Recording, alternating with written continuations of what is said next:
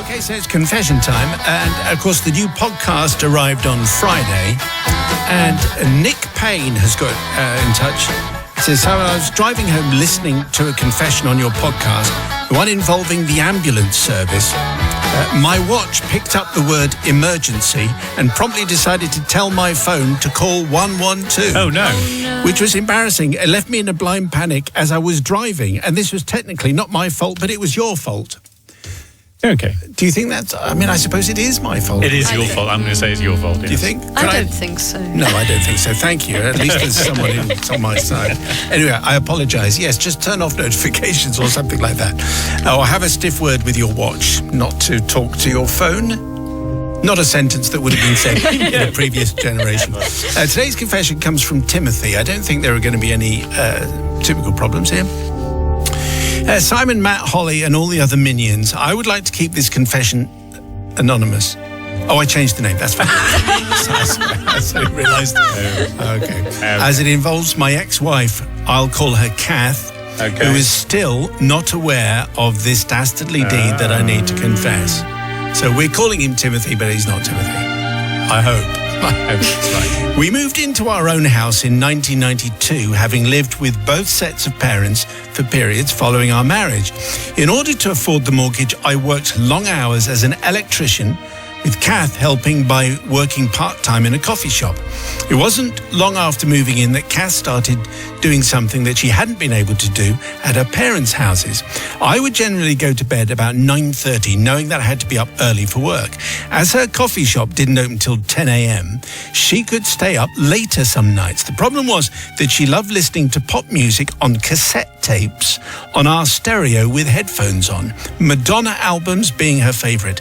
Very considerate, you might think, using headphones and not having the music played loud to wake me up. Yes. Unfortunately, though, she liked to sing along to the music. No. Now, if you have ever heard anyone singing when they can't hear themselves because they're wearing headphones, you'll know how awful it sounds. Obviously not you, Holly. You'll sound amazing. No, incredible. They also don't realise quite how loud they are being. Imagine an injured cat singing like a virgin at the top of its voice, and you'll get the general idea. It would wake me up time after time, meaning that I was tired all week at work. I did explain to her how it was affecting me, and she did promise to be quiet, and then she'd forget, and the screeching would start over again. It became unbearable, and so therefore I needed a plan. For anyone who isn't old enough to remember cassette tapes, Me. they had a plastic tab on the top of the cassette that, if broken, meant the cassette could not be recorded over by mistake. However, if you put sellotape over the broken tab on albums you didn't like, you could use it as a blank tape to record Top of the Pops off the television, pausing it when the annoying DJs came on. The annoying DJs. Rude. That's fair point. I did consider recording over all of her favourite tapes, but thought that was a bit much. Instead, I picked her favourite album, Madonna's Like a Virgin, and fast-forwarded to the space between the first and second songs, Material Girl and Angel, as I recall. It took some precision, pause, record, pause, action, but I managed to record just one word in the gap, a whispered, Kath. I then fast-forwarded to the gap between the second and third song, this time a louder, raspier whisper, Kath. Oh. I did this twice more, each time a little louder and a little more sinister. I don't know, something like that. Yeah. The tape was then rewound to the start, the sellotape removed and put back in the case on the shelf. Kath had a few late-night singing sessions where Madonna wasn't her preferred choice, and I was then inevitably woken, and I did forget what I had done for a while. I wasn't woken. Anyway, never mind. That is until one night when I must have been extremely tired as I slept through the usual racket, only to be woken by a blood-curdling scream from downstairs, followed by a crash. Kath made it upstairs in about 2.5 seconds and came crashing through the door, as white as a sheet. The house is haunted! Ted! She screamed. I tried to calm her down and ask her what had happened with a look of concern to mask the joy I was feeling. She explained that there was some evil spirit in the house saying her name in a dangerous whisper. I told her she must be imagining things, but she wouldn't be convinced. So we went downstairs to check it out and found the stereo on the floor in bits as it had been pulled off the unit, where she ran away with the headphones on. The one advantage of the stereo breaking, was that the cassette tape was completely mangled and the evidence was destroyed. It also meant that Kath never again stayed up late screeching to her favourite songs. I did have to pay for my actions, as I did have to work many extra overtime hours to replace the stereo, which in those days was an expensive item. Yes. Even though it was her fault. It also led to us having to move house as soon as we could afford it, as she was always convinced the house had an evil spirit there. Of course. That's why we moved, and to this day, she doesn't know the truth, and I just couldn't bring myself to confess to my sin, so we got divorced. So there were other That took a matters. turn there, yeah. So I would like to ask forgiveness from Kath, who, if she hears this, might put two and two together. I think that's probably right. Yeah. If she does hear this, it doesn't really take two and two. It's just you told her. You told her precisely what happened. Yeah. Okay, it's quite drastic, but I suspect Sister Holly will be unimpressed. Yeah, I'm not impressed, really. I think honesty is the best policy for all of these things. And I know he did tell her about her singing, but he should have emphasised that a little bit more and just told her a few more times. Going behind her back, messing around with the tape, all of that, really not great behaviour. And I particularly don't like the fact that he said to her, like, oh, you're just imagining it, all of that. He never actually came clean. I just think that's really bad husband behaviour. No wonder you're not together anymore. You're obviously not the greatest. Yeah, Tim. And that's why I'm not forgiving this at all. Brother Matthew. Well, I am going to. Let's remember that Kath is the one at fault, really, here, because she's I the don't one think so. singing downstairs when he's trying to sleep. I once had a friend who would come home from the pub a little bit worse for wear and put on Sisters of Mercy on the stereo and listen to it on his headphones, and did it so many times until his mother came down and plugged the headphones into the stereo, because he had no idea that it wasn't, and everyone was listening to Dominion, which is, by the way, an excellent track. But I'm going to forgive, because it was all her fault for not by singing all the time. And they got divorced. Probably weren't best suited. She doesn't sound that bright, Kath, to me. So for those reasons, I'm going to forgive. Okay, it's 61054, and then Simon for the People's Verdict. Just before the news, we had a confession from Timothy, a story of Tim and Kath. Kath sang loudly and woke up Tim. He recorded her name spookily onto a Madonna cassette. They had to move house because the house was clearly haunted. Then they got divorced, but she didn't know until now what the truth was. Matt has all the verdicts. Forgiven, says Ricky in Chichester. Like Matt, I had a flatmate that loved listening to music and singing along after having a few too many beers. So annoying. Lauren says, not forgiven. I love a bit of a sing and dance along. That Timothy sounds like a complete wrong un and just didn't appreciate Kath's wonderful talent. But Sonia in Cardiff says, I have to forgive this. I can't stand any singing along generally. My partner loves singing horrendously out of tune in the car, and I can't stand it. All right, your confession, please, to confessions@greatesthitsradio.co.uk. Do you know what we haven't had for a while? What's that? We haven't had a drinks trolley, have we? Oh, that's true. But Susie's back on the show. Oh, yeah. She's back from, she's been womading or something like that. I have indeed. Have you got, is your drinks trolley, it sounded as though it was still working. Have you got something nice for us? Yeah, I've got a hazy IPA for you today. Yes, nice. 3 breweries, Left-Handed Giant, Daya and Verdant, all combined together to make this one. Lost in the Flora, it's called. Nelson Sauvin, Crush, Citra hops, and even an experimental variety, which they've very interestingly named NZH 106. Are they all acts that were appearing at WOMAD? Sounds like that, doesn't it? Could be. Anyway, okay, how strong is it? 6.5. Oh, that's okay. Isn't Okay, it? well, not now, it's not. maybe just before bed. Yeah. Well, it's nice to have you back, Suze. Okay. Thanks. Today's confession with a 15 certificate, I think. Ooh. Well, I mean, 12, 50, I mean, it's... Really? Yeah, something like Oh, that. hello. But not like that. Oh, really? Father Simon, Brother Matthew, Sister Susie and Holly. This is from Felicity. It's back in the 1980s, 1986 to be precise. I had a boyfriend.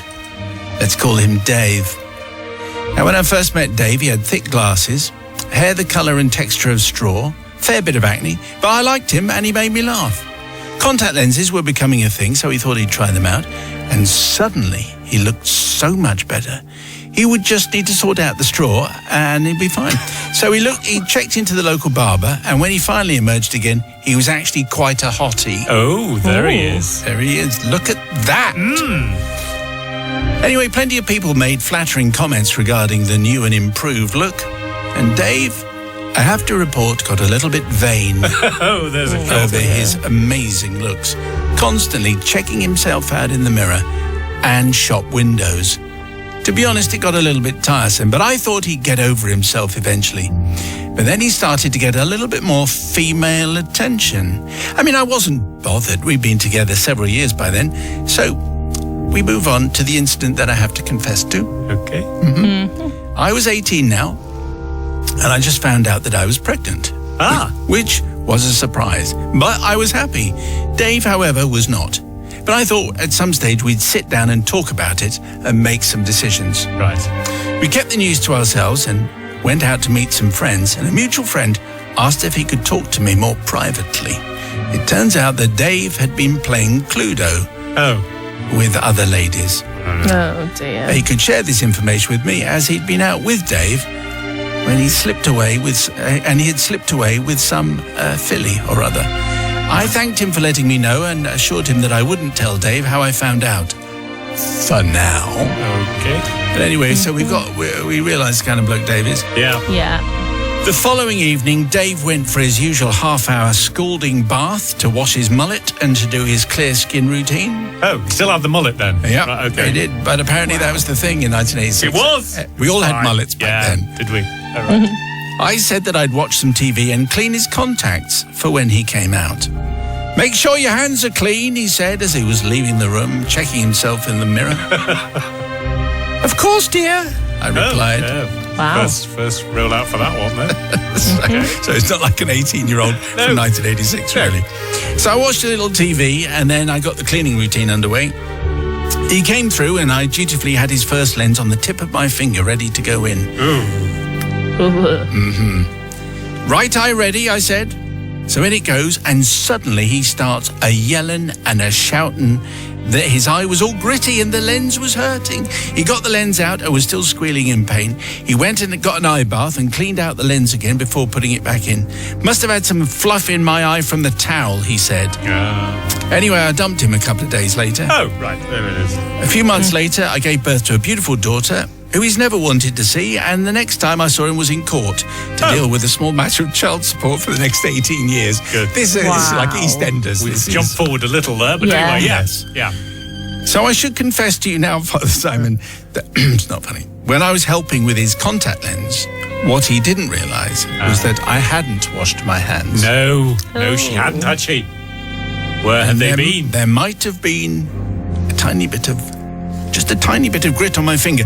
I'm not sure, and there probably wasn't, but maybe there was. Maybe there was. But also maybe there wasn't. I'm not quite sure, but that might be the reason for the For the eye. unpleasantness. Oh, dear. I don't really want forgiveness from Dave. I spent over 4 years with him, not realising what a rotten person he was. But maybe the collective could forgive me. I mean, nobody died, says Felicity, unhelpfully. Really. So did I really do anything wrong?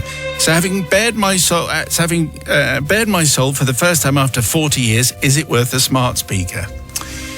Well, I mean, it is because I've read it out, but sounds a little desperate, Felicity, just saying at the end. But anyway, what do you say, Sister Susie? Well, Felicity, I really feel for you here because he sounds like an idiot. And I had an ex-boyfriend that was also called Dave, which had very similar behaviour. So I Maybe kind it of was want the to same guy. agree with you. This was a bit later than 1986, I All think. right. So, Of course. But I feel like he could have really... you could have blinded him, let's be honest. You could have seriously damaged his eyes. And I feel like for that reason, I can't forgive you. Yeah, But I want to. But you're not going to. but I'm not going to. Brother Matthew. I'm definitely going to forgive. Dave was a wrong, and we all know that. Leopard never changes its spots, does it? So I'm pretty sure Bullet dodged the Felicity. Well shot of him. And I'd have done worse, frankly. Why is she having to clean his contacts? That doesn't make any sense. Why, you should clean your own contacts, Dave. Dealing with everything else and your mullet and your loss of everything else. So, yes, for all of those reasons, because Dave's the real loser, I'm going to say I'm going to forgive. Because he had a mullet. Because, well, there's everything else going on there, wasn't there? With the mullet and the Cluedo and the grit. So, yes. All right. All in favour of me. Well, we've sorted that out then. Yes. 61054.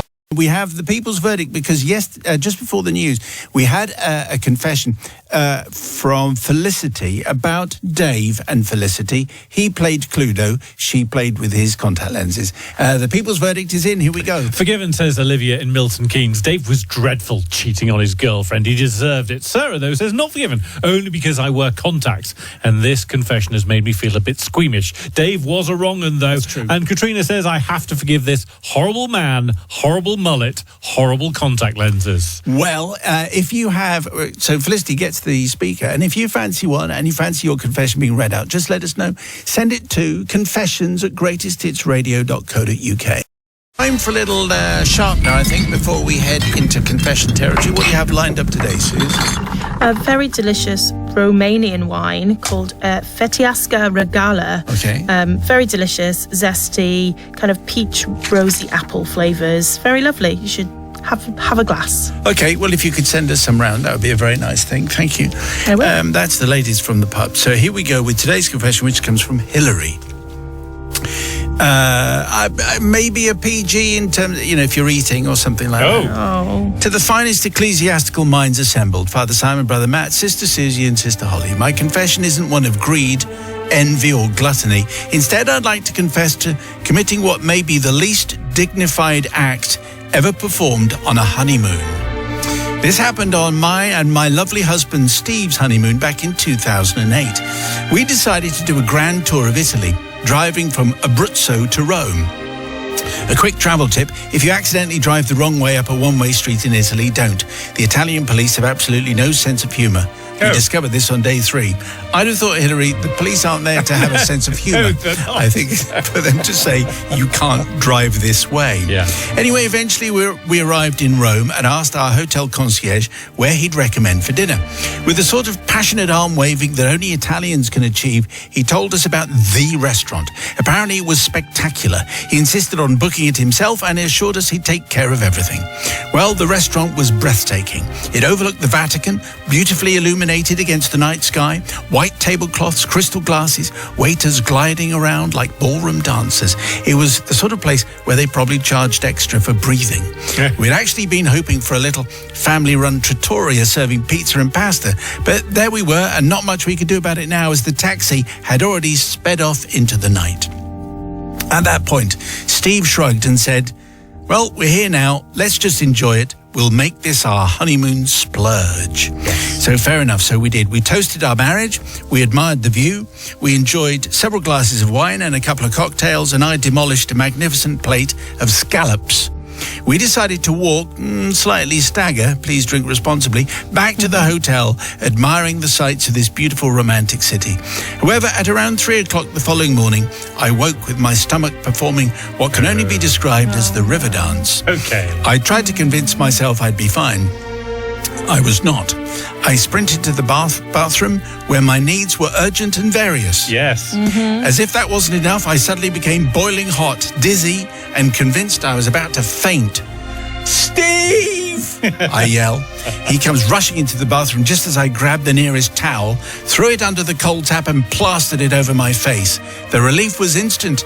But as I looked up, I noticed Steve standing completely motionless. His eyes were enormous. He looked like a man who just witnessed a crime. I remember thinking, that's a bit odd. And then I shouted, those blooming scallops. I'm changing this as we move on. Several miserable hours later, I was finally beginning to feel human again. Steve came and sat on the bed. Feeling better? A bit, I said. Good, he said. There was a long pause. And then he said, you know that towel? Instantly suspicious, I replied, yes. What was it next to? I froze. No, you didn't. What? Now, I don't know why, but Europeans seem to have an enduring love affair with the bidet. Oh, yes, of course. And yes, my darling husband had enthusiastically embraced the local culture. He had used every bathroom facility available, including the bidet and naturally the towel hanging beside it. The very same towel I had desperately wrapped around my face in my hour of need. The expression on Steve's face suddenly made perfect sense. To be fair, I'm a midwife and very little grosses me out, but there are some things that you simply don't want moisturizing your face at 3 o'clock in the morning, if you see what I'm saying. Yes. Oddly enough, we're still married. In fact, we've now been together 26 years in total, and this story makes us laugh and also makes us feel a little bit sick. I don't know whether this required forgiveness or a course of antibiotics, to be honest.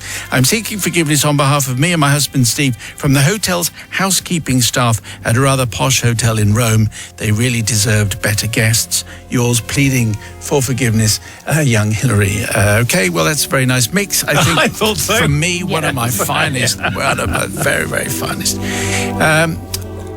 Yes, I've always looked at the bidet and thought, I don't think that's for me particularly, but clearly, Steve not only used the bidet, but used the towel Yes. for drying Drying. Yes. the scallops. Scallops. Oh. Sister Susie, what do you say? Well, Hillary, I just feel like it's your husband, Steve. Like, if he's going to do some washing and some drying, don't put the towel back on the rail. Don't you just leave it on the floor to be dealt with by housekeeping? Like, why did he put it back? That's what's grossing me out. And I just think I can forgive Hillary for not being very well because it wasn't her fault. But I'm not forgiving Steve. I think it's always wise not to order scallops. That would be my Yes. advice. Yeah, definitely. In general, Matthew. When in Rome, don't bother with the scallops. Also, don't bother with bidets. Very, very good for our continental cousins, but not really for me. Never quite understood the attraction of the bidet. Although we have got a bidet at home, but I just use it to store the bleach on top. I don't ever use it. What? Anyway, Really? so, You've got a bidet? Yeah, got a bidet, but it's right next to the loo, so you just put the bleach there. It's great. I don't need to use it for anything else, and certainly nothing that our continental cousins are using it for. So for those reasons, I'm going to forgive. Well, who knew Matt had a bidet? There you go. People's verdict, please. Do you forgive Hillary? 61054. Just before the news, a confession from Hillary. It's centered around a Roman honeymoon bidet towel used for drying and then refreshing with a bunch of scallops in between. The people's verdict is in. Forgiven, says Stanley in Norwich. Poor lady. She was just trying to cool down in her hour of need. How was she to know her husband was getting excited about the bidet? Anna says, forgiven. I have a bidet and I love it. More hygienic. And I feel as fresh as a daisy every time. Ugh. And Nick from Grimsby says, I totally forgive. Does anyone know what the process of using a bidet is? I will continue to wash my feet in them. Okay, I don't think it's intended for that. No. And don't look it up No. online. If you have a confession, please send it to confessions@greatesthitsradio.co.uk. Meantime, we just need a little sharpener before we head into confession territory. What do we have today, Susan? I've gone for a very special one today. It's 4.6% lager. It's called Party Time. It's by Lost and Grounded Brewers, and it's to celebrate 10 years of them brewing, which is really exciting. It's a Latin American-inspired lager built on a light Pils malt base with Magnum, Montuca, and Huel Classic hops. Huel Classic. Makes all the difference. Yeah. Excellent, thank you. We'll have a small one later. Donald sends in today's confession. Father Simon and the compassionate clemency retinue. In 1971, aged 16, I joined Her Majesty's Royal Air Force straight from school as an aircraft engineering apprentice. My apprentice course would take 2 years at an RAF training station in the West Midlands. My fellow apprentices and myself, hundreds of us, were accommodated in a huge accommodation building, a bit like Hogwarts, but with a lot of profanity, a lot of shouting, bawling, marching, toilet cleaning, floor scrubbing and polishing. Periodically, the training school would hold a Families Day for relatives and friends of the apprentices, and one of these events took place September 1972. My family lived far away on the south coast, so couldn't make Families Day. This meant that myself and anyone else in my situation who weren't hosting family or friends were under orders to study various lists and volunteer for peripheral, ignominious jobs. In an attack of youthful genius, I attempted to avoid being included in any of these mundane activities by way of what I truly thought was a simple act of brilliance. I just didn't put my name down on any of the lists. As a result, on the day, I settled down on my own in our 16-person room, put on Deep Purple in Rock on the record player, and laid back on my bed to listen and enjoy. Child in Time was just ending when I got the distinct uneasy feeling I was not alone. I peered over the top of my magazine. What on earth do you think you're doing? In an instant, I somehow managed to leap up, swat off the record player arm with a characteristic scraping noise and stand at attention beside my bed. My drill sergeant circled around, eyeing me carefully before pausing just behind my right ear. Do you have an excused duties chit? He inquired softly. No, Sergeant. Shut up, he said. Oh dear, how sad. Never mind. Get yourself down to the gym and report to the PT Sergeant now. Wow. I duly reported to the PT Sergeant and ended up in one of our gymnasium areas demonstrating to the many visitors how to make fiberglass canoes. My companions on the canoe building stand gave me a crash course on how to prepare fiberglass. Decidedly grumpy, I pitched into my work, energetically using a small roller to work really dangerous-looking bright orange goo into the layers of fiberglass within a canoe-shaped mold. Now, I say dangerous because when I arrived, I was told to be careful with the orange goo, as it could be decidedly unfriendly to skin, lungs, eyes, hair, clothing, pets, humans, and the environment. Everything. Of course, in 1972, health and safety didn't really exist, so I was just wearing gloves and overalls. After a while, I became aware of a very smart, upright senior citizen peering into my canoe. Looks like a lot of hard work, young man, observed my spectator, resplendent in his formal black jacket with a magnificently embroidered regimental badge on the breast pocket to complement his smart regimental tie. Yes, I replied brightly, welcoming the attention. You have to work really, really hard and you have to get this orange stuff into the fiberglass. And I put on my most energetic rolling performance to demonstrate. Satisfied with my effort, I paused and stepped back to admire my work. When I looked up and my heart stopped. Now, as anyone who has used a paint roller will know, you tend to get a bit of paint, or in this case, nasty orange goo, spraying all over the roller whilst applying the stuff. So here I was looking in horror at my spectator who had remained standing, hands behind his back, leaning over, peering into the canoe to inspect my efforts. My energetic rollering had had a dramatic impact. There was now a vertical bright orange stripe on my spectator's pristine jacket, which was eating its way through the delicate fabric. In fact, I saw a wisp of smoke coming from the material. Somehow recovering from a state of ear-ringing panic, I made an excuse about needing more orange goo and exited stage right and hid behind the scenes, praying that I could find a hole to bury myself in.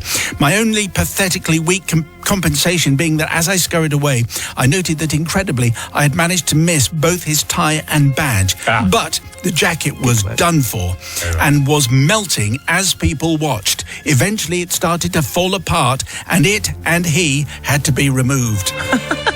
I have never told anyone this story until now. I managed to graduate at the apprentice school and enjoyed a long aviation career spanning 26 years in the RAF and 23 years in the civilian sector. But please believe me, I've never ever forgotten that incident and the poor gentleman concerned with his ruined jacket. Father Simon, I beg humble forgiveness for my ham-fisted and careless actions and the blatant cowardice that followed. There is no excuse for either. However, the most important thing is, what on earth is that goo? Yeah, danger. Oh, absolutely. Danger with that paint. How on earth can you put young people in charge of orange goo, which melts literally everything that it touches? Anyway, Susie has this to say. Indeed, yes. Danger, cause of melting. Or, the goo burned through his clothes. Like, you should have been wearing more kind of protective gear as well, because what if it got on your clothes? It would have burned you too. I just think, you shouldn't have been so enthusiastically rolling around. And, I don't forgive you for scratching the record when you turn the record player off either, because that is not forgivable. Donald, No forgiveness from Brother me. Matthew. I'm going to forgive, because what was your man doing so close to the fiberglass when that's been run? Everyone else has been told, don't get near it because of the lungs and everything else. And he's, oh no, rules don't apply to me. I'm better than everyone else. And what happened to you then? Well, then your jacket melted off. Didn't get your tie or your badge, though. Good news there. But yeah, it's all gone wrong for you, hasn't it, Brian? Or whatever. We don't know his name. A big mystery. But I'm very high up. That's what I think. We're protecting the name. So for that reason, I'm going to forgive. Okay, that made absolutely no sense. Loads of sense. Okay. Donald, with his canoe-based orange goo, melted a gentleman's jacket, and he's finally admitted. Does he get your forgiveness? 61054. Just before the news, a confession involving RAF engineers, canoe glue and a melting jacket, and the people's verdict is in. Not forgiven, says Sarah. He should have been far more careful. You can't just be flinging goo around. I feel sorry for the poor respectable gent and his lovely jacket. But Chris in sunny Swayfield says absolutely forgiven. As a former RAF apprentice, I can certainly understand the frustration of having to go and do something instead of lazing around listening to music. Must have been a polyester suit to be dissolved by exposure to the resin. And Sergeant Davis in Leicester says totally forgiven. A young airman being left unsupervised and to think for himself is always dangerous. I blame his NCOs completely. Besides, the old boy could have just stepped back. Thank you, Sergeant Davis. Thank you for the verdicts and thank you for the confessions. Send yours to confessions@greatesthitsradio.co.uk.